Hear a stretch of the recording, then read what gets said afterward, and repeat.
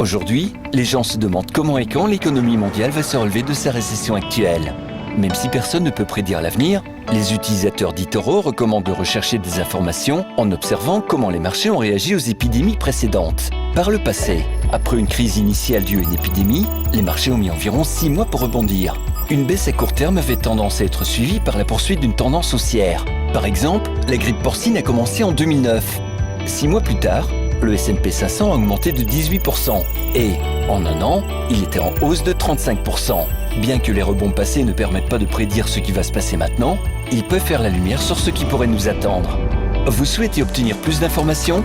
Sur eToro, vous pouvez consulter, poser des questions et comparer les stratégies de plus de 10 millions d'utilisateurs du monde entier. Participez à la conversation sur eToro, le leader mondial des réseaux de trading social.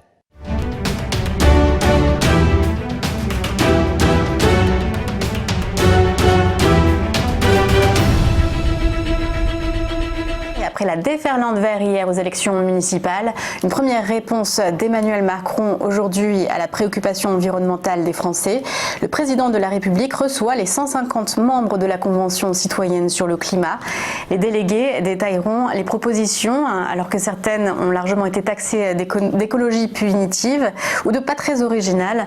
Selon un sondage, 62% des Français approuveraient globalement ces propositions, dont l'emblématique 110 km/h sur autoroute. Euro Disney, la société qui exploite le parc Disneyland Paris, recapitalisée par Disney, la société américaine, devrait apporter en tout 350 millions d'euros et justifie cela par un besoin temporaire de trésorerie dans une activité fortement capitalistique. Il faut dire que le parc d'attractions est à l'arrêt depuis 3 mois et devrait rouvrir partiellement à partir du 15 juillet avec des nouvelles procédures sanitaires et un seul hôtel ouvert sur les 6 que compte le site de Marne-la-Vallée. De nouveaux agrandissements de Walt Disney Studios étaient prévus pour 2022. Le groupe Euro Disney s'était retiré de la bourse de Paris il y a 3 ans.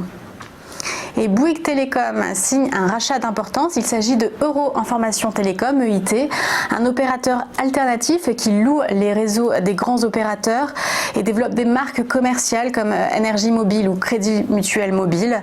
Pour cela, l'entreprise aurait signé un chèque entre 670 et 855 millions d'euros à la société qui appartient d'ailleurs au Crédit Mutuel. Bouygues Télécom récupère dans cette opération 2 millions d'utilisateurs, ce qui lui permettrait de passer devant Free en termes total d'abonnés.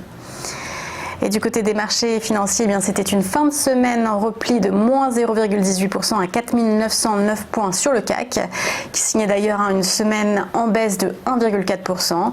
Il faut dire que Wall Street était largement dans le rouge vendredi avec une baisse de plus de 2,5% sur les 3 principaux indices. Et le sentiment d'inquiétude semble persister ce matin avec l'Asie et Tokyo qui dégringole de 2,3%. À tout de suite pour le chrono CAC.